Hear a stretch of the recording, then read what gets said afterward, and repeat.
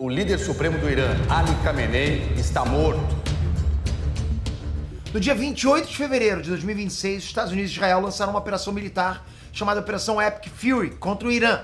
O líder supremo do país foi morto. Estados Unidos e Israel afirmam terem matado uma figura crucial deste conflito, o Ayatollah Ali Khamenei. E aí, em menos de 48 horas, o preço do petróleo no mundo inteiro disparou mais de 20%. Agora eu vou te fazer uma pergunta bem simples. O que isso tem a ver com o preço do pão de queijo que você compra no intervalo?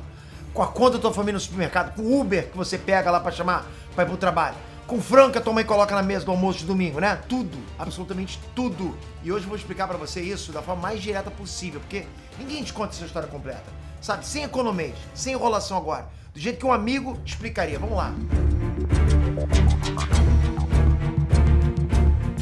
Fala galera, Trunks, Peter aqui. Bom, e hoje o papo é sério, mas vai ser fácil de entender, prometo. A gente vai pegar uma guerra que está acontecendo agora, em março de 2026, mais de 10 mil quilômetros do Brasil, e vou mostrar pra você como é que ela vai chegar no teu bolso, na tua família, sabe?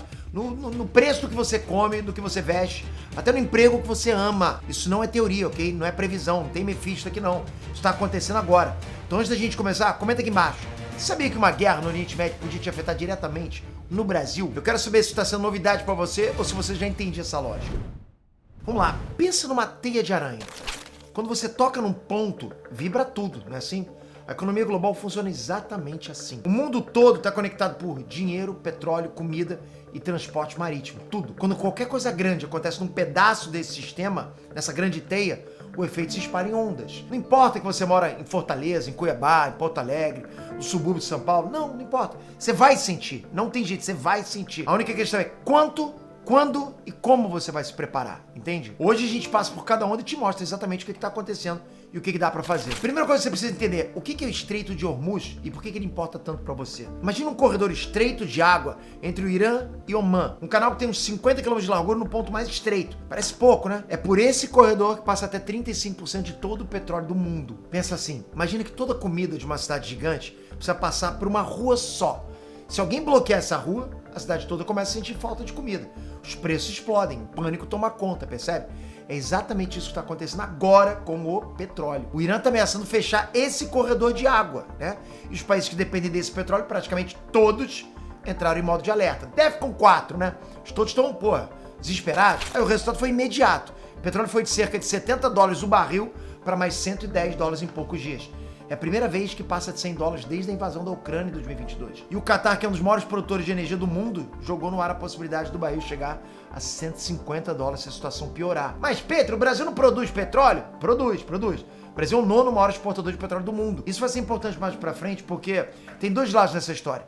Mas primeiro vamos entender as ondas que chegam no teu bolso, tá? Primeira onda, a gasolina e o diesel. Essa é a onda mais rápida, né? E é mais visível. O Brasil ainda importa ali cerca de 25% do diesel que consome, uma parte da gasolina também. Esses produtos, eles são comprados lá fora em dólar. E quando o petróleo sobe lá fora, o custo de importação sobe no Brasil. Quando o dólar sobe junto, o Brasil precisa de ainda mais reais para comprar a mesma quantidade. A Petrobras, ela acompanha preços internacionais. Então, se o petróleo ficar alto por tempo suficiente, ela vai ser pressionada a reajustar os preços da refinaria. E quando a refinaria reajusta, o posto repassa. E quem que paga? Você. Os analistas já apontam que o diesel acumulava uma defasagem de 41% antes mesmo do conflito começar, cara. 41%. O que significa isso? Significa que o preço que você está pagando no posto está bem abaixo do que o mercado internacional já precificou. O mercado internacional já foi lá e trocou o preço. Quando essa conta fechar, você vai sentir na bomba. E tem um número que eu quero que você grave, preste atenção. A gasolina tem um peso de 5,07% na cesta de produtos que o governo usa para medir a inflação no Brasil, que é o IPCA, ok? Imagina que você botou vários produtos ali nessa cesta, tirou a média e viu que a inflação é tantos por cento. A gasolina está ali no meio, ok? Então ela influencia a inflação. É um dos itens com o maior peso de todos, 5,07% é peso demais. Economistas calculam que a cada 1% de alta na gasolina, a inflação sobe 0,05 ponto percentual. Parece pouco, mas quando a gasolina sobe 20%, 30%, cara, não tem jeito, é efeito vira bola de neve. Segunda onda, o frete e o preço de tudo no supermercado. Bom, aqui é onde a maioria das pessoas não conecta os pontos, né? E é fácil de entender. É exatamente aqui que o impacto chega pra quem nem tem carro. Pô, Pedro, por que você tá falando de transporte se eu nem tenho carro, né? Pensa assim, como é que a comida chega até o supermercado da sua cidade? Drone? Não, chega de caminhão. O caminhão usa o quê? Diesel. O diesel, o que tá acontecendo? Ficou mais caro. o custo do frete subiu. Quem que paga esse custo do frete? Você. No preço do arroz, no preço do feijão, no preço da carne, no preço do biscoito, no preço do remédio. Tudo usa caminhão, porra. O diesel aumentou, a viagem do caminhão até esses locais está aumentando. Vai encarecer o valor do produto. Não é só o combustível que você coloca no carro que vai subir. É o custo invisível embutido em praticamente tudo que você compra. E tem mais, regiões como Norte, Nordeste, Centro-Oeste dependem mais de transporte de longa distância para receber produtos. Especialistas já apontaram que essas regiões elas tendem a subir o impacto mais forte e mais rápido que o Sudeste. Se você mora nessas regiões, já começa a ficar de olho. Vai chegar para você pesado. Terceira onda, o dólar e o efeito nos preços. Quando o mundo entra em crise, os investidores do planeta inteiro fazem a mesma coisa. Eles tiram dinheiro dos países de risco e colocam no dólar americano. O Brasil é classificado como mercado emergente. Então, em crises globais, como está acontecendo agora, o capital sai do Brasil e vai para o dólar. Isso faz o dólar subir no Brasil, porque se eles estão tirando o dólar, fica menos dólar no Brasil. Quanto menos uma coisa tem, mais ela vale. Lembra sempre disso? Geral tá tirando o dólar porque tá com medo do que tá acontecendo agora, entende? E dólar mais alto significa que o Brasil precisa de mais reais para comprar qualquer coisa importada. Então, se o dólar tá subindo, você vai comprar alguma coisa que vem de fora do Brasil, você vai pagar em dólar.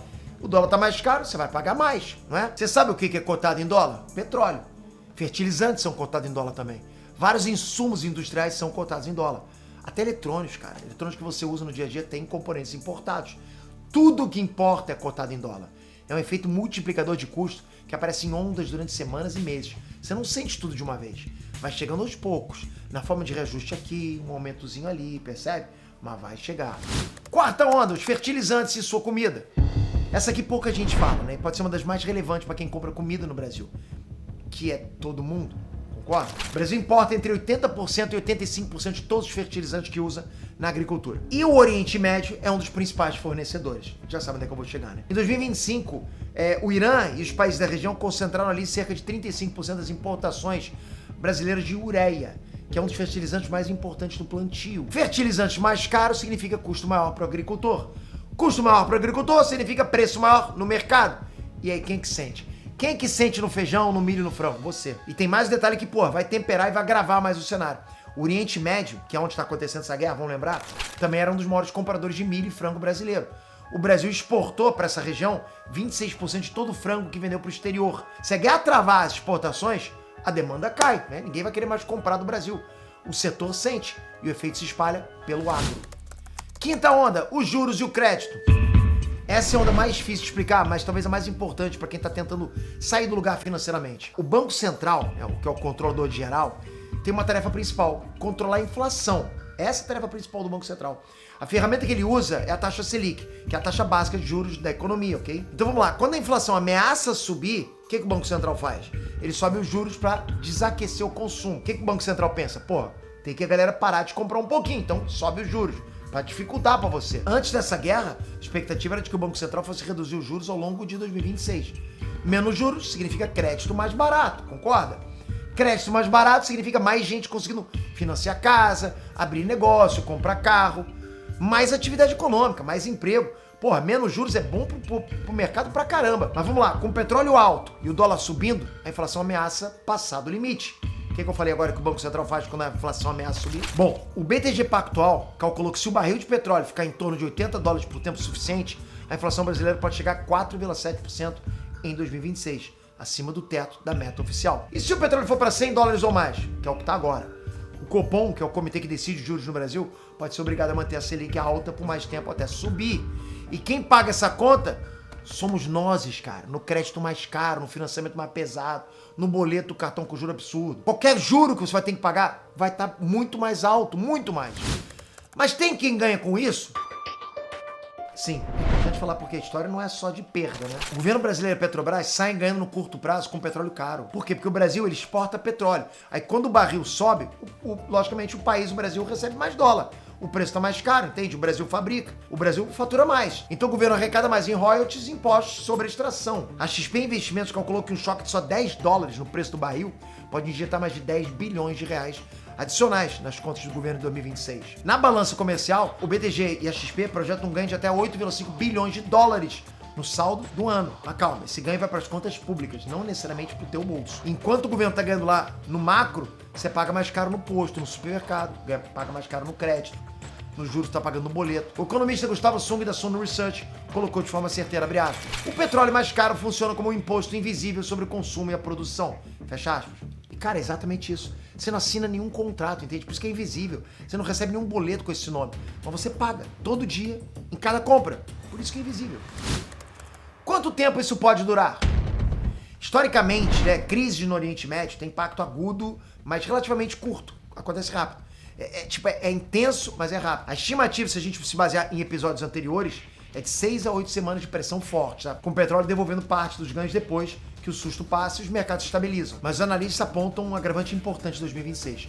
Esse choque de petróleo se sobrepõe às tarifas comerciais do governo Trump nos Estados Unidos. Isso cria um ambiente que os economistas chamam de estagflação, que é basicamente o pior dos mundos. Crescimento econômico fraco com inflação persistente ao mesmo tempo. A economia não cresce, mas tudo fica mais caro do mesmo jeito. Então o impacto final vai depender principalmente de quanto tempo durar o conflito e se o Estreito de Hormuz for bloqueado de verdade, tá? Como já tá agora. Se fechar, né, os preços podem ir muito além do que está sendo projetado agora. Se ficar aberto e o conflito for curto, o mercado tende a se estabilizar em semanas. E o que você faz agora? É aqui onde o vídeo muda de temperatura, né? Porque, entendeu? O problema é metade do trabalho, cara. Outra metade é você agir. Número 1, revisa seus gastos agora. Combustível, transporte e alimentação vão pressionar o orçamento nos próximos meses.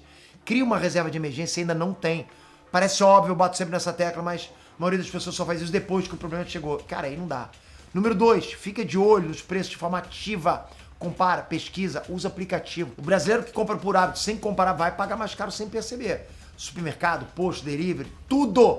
Olha tudo. Número 3, se essa dica é boa, se você tem algum investimento ou alguma economia em algum lugar, você tem que entender que o dólar tende a se valorizar em momentos de crise global. É o que está acontecendo agora. Eu não estou fazendo recomendação de investimento, nem posso, tá? Eu estou dizendo que entender o que você tem e onde está alocado faz toda a diferença em momentos assim. Número 4, se você empreende ou quer empreender, atenção redobrada ao custo de insumos, de frete, de qualquer coisa que dependa de produto importado. Então, revisar a sua precificação agora é muito mais barato do que você perder margem depois de descobrir que você está vendendo no prejuízo. Número 5, não entre em pânico. Como diria meu vizinho aqui de canal, calma, porra. O Brasil já passou por crises parecidas, né? Crise do petróleo em 1973, a invasão da Ucrânia em 2022. O país passou. Mas quem entende a dinâmica, pô, sai na frente porque age antes da maioria. Uma guerra começa num país que a maioria dos brasileiros nunca vai visitar. Um canal de água que ninguém nunca ouviu falar. Com líderes que os nomes, cara, são difíceis até de pronunciar. Khamenei, Ayatollah, essas paradas tudo difícil, né? E semanas depois, o preço do feijão sobe. O Uber fica mais caro, o crédito fica mais caro. O orçamento que, pô, tava fechando, começa a não fechar mais. Não é magia negra não, cara, é economia real, é a teia. É um mundo conectado, funcionando exatamente como foi construído. E a diferença em quem entende isso e quem não entende é simples. Quem entende se prepara antes, quem não entende reclama depois. E essa é exatamente a missão desse canal, cara, é tirar você da zona de quem reclama e colocar na zona de quem age. Porque o mundo nunca vai ser só local. O que acontece lá no Oriente Médio chega no Brasil. O que acontece nos Estados Unidos chega no Brasil. O que acontece na China também chega, entende? E é por isso que a educação econômica não é luxo de quem tem dinheiro. É sobrevivência de todo mundo. Eu tô sempre trazendo pra vocês vídeo de educação financeira aqui, de investimentos. E eu faço isso desde 1999, cara.